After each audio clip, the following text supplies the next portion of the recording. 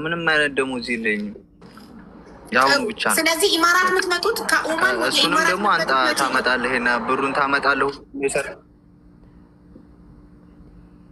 አሁን 3 ቀን በቃ ይሄን 3 ቀን ምንም አይነት ደሞዝ የለኝም።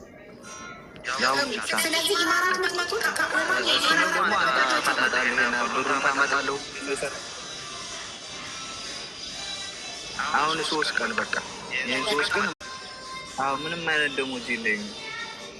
ያው ብቻ ነው። ስለዚህ ኢማራት የምትመጡት ከኦማን እሱንም ደግሞ አንተ ታመጣለህ እና ብሩን ታመጣለህ።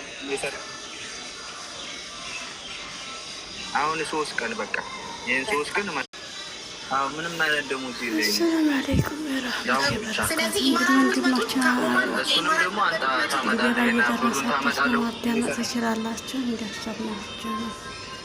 አሁን 3 ቀን በቃ ይሄን 3 ቀን